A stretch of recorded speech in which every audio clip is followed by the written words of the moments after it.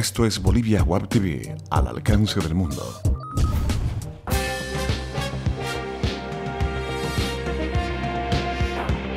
Bolivia Web TV presenta El Analista.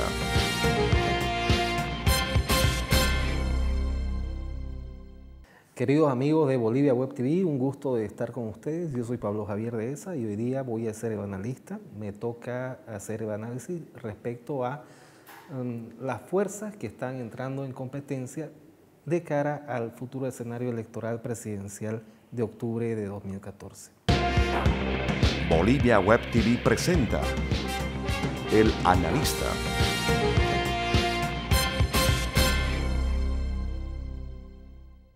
¿Qué cosas han cambiado y qué cosas no han cambiado? Este es un primer elemento que es bueno considerarlo para ver estructuralmente qué es lo que está en juego. En 2005, en las dos últimas elecciones registradas, primero 2005 y después 2009, lo que tenemos es una oposición que territorialmente se desplaza hacia el oriente boliviano y encuentra su epicentro en Santa Cruz, y no solamente van a ser las fuerzas políticas las que van a colaborar en este esfuerzo de aglutinación, de cohesión y de formulación de un proyecto contrario al de Evo Morales y el actual partido de gobierno, sino que también van a contar para esto con el despliegue del movimiento cívico, particularmente lo que sucede desde el Comité Cívico Pro Santa Cruz. En 2005, Podemos logra cohesionar al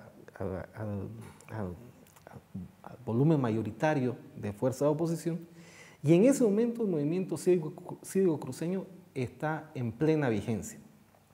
Está a punto de armar los cabildos del millón, posteriormente va a generar toda la evolución de la propuesta autonómica. Está en lo que podríamos decir su mejor momento.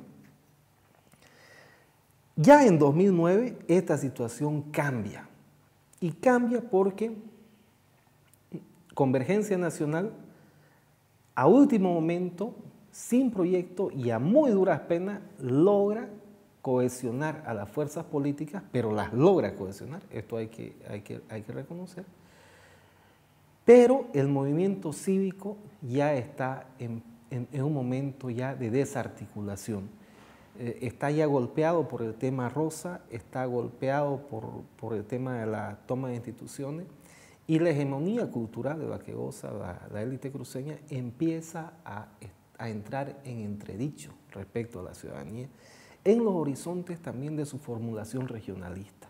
Es decir, el regionalismo tal cual fue planteado ya comienza a evidenciarse como un paradigma demasiado poco ambicioso por un lado, restrictivo por otro lado, pero medularmente ya antihistórico para los intereses mismos de Santa Cruz. Llegamos a 2014 y lo que estamos viendo ahora es que, a diferencia de las dos anteriores experiencias, esta vez la oposición no ha logrado cohesionarse.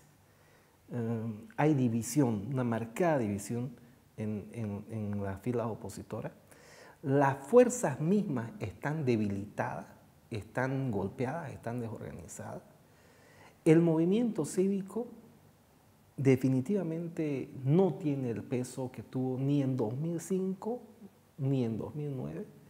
Por lo tanto, las condiciones para la articulación, la vinculación, además de las fuerzas políticas, que se dio en buena medida a través de lo cívico y del discurso cruceñista, no tiene las mismas condiciones de suceder que en el pasado.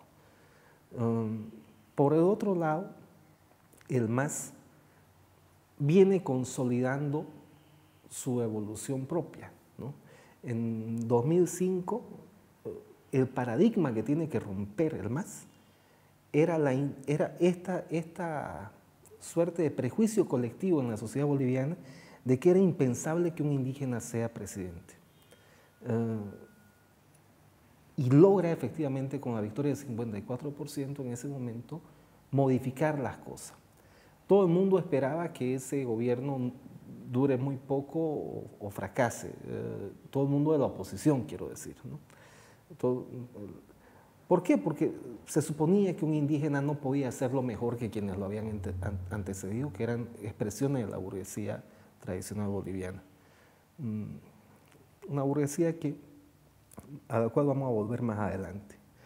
En 2009 queda demostrado que un indígena sí puede hacerse cargo del país, indudablemente, y la votación del MAS aumenta. Pero también ahí empieza a complejizarse el MAS, es decir, el bloque social adquiere cohesión, mayor cohesión. En la medida en que esto sucede, también empiezan a evidenciarse ya en la práctica los puntos de fisura entre algunos de sus miembros, pero también empiezan a sumarse otros grupos sociales, populares. Y lo que tenemos, digamos, en 2014 es un intento de mantener la cohesión, y dentro de esta cohesión a la cual se han sumado otros actores, un intento de preservar coherencia por parte del MAS. Eso lo vemos, por ejemplo, en el caso de Santa Cruz, reflejado específicamente, claramente en las listas a diputados y senadores, donde, por ejemplo, se esperaba la incorporación de representantes del empresariado cruceño, los mismos que no son incorporados porque el partido de gobierno, por lo que se entiende, opta por mantener coherencia en lo político, y si bien la alianza con el empresariado va a seguir teniendo lugar en lo económico, en lo formal no trasciende hacia esta esfera, hacia la esfera política. Consecuentemente tenemos estas dos evoluciones. En el fondo, y volviendo al tema de las listas, el aspecto medular a considerar sigue siendo el recambio de élites que tuvo lugar en 2005. ¿No? La vieja élite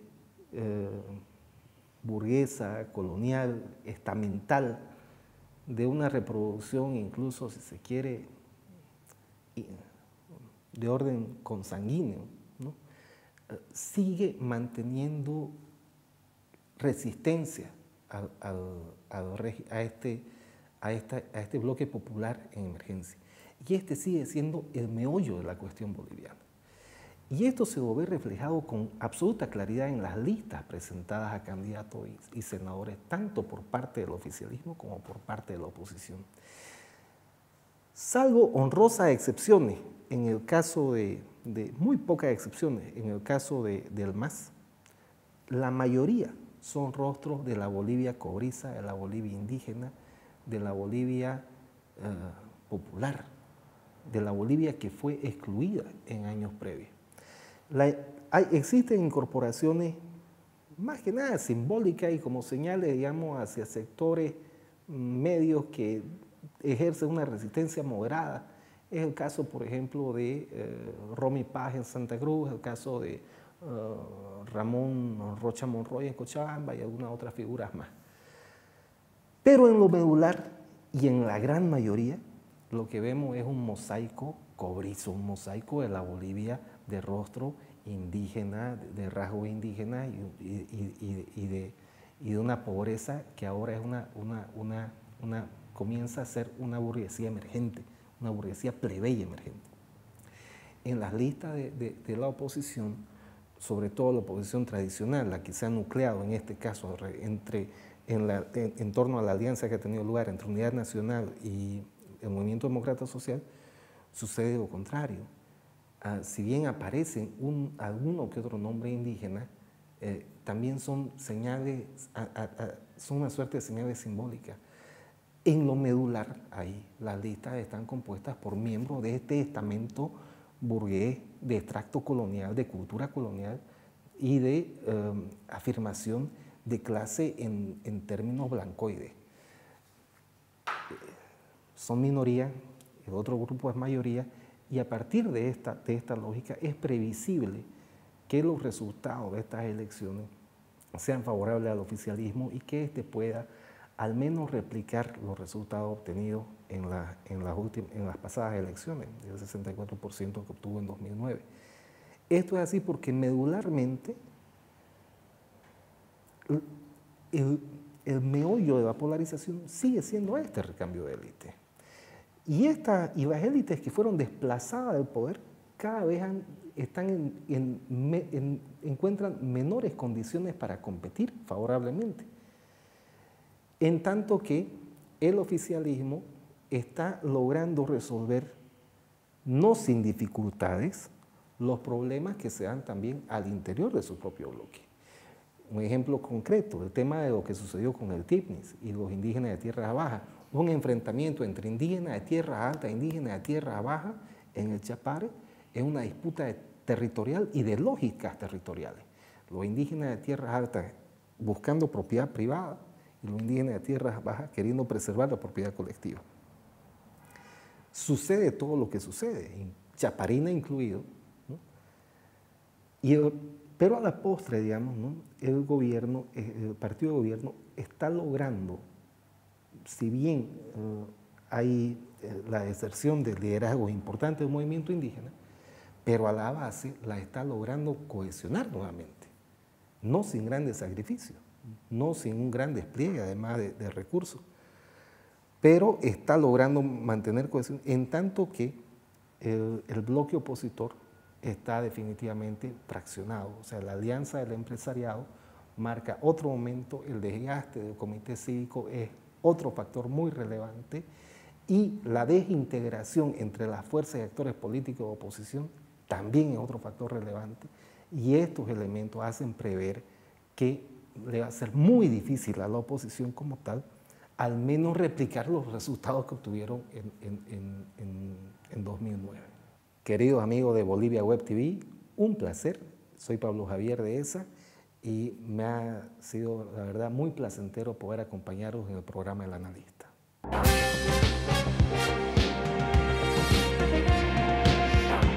Bolivia Web TV presentó El Analista.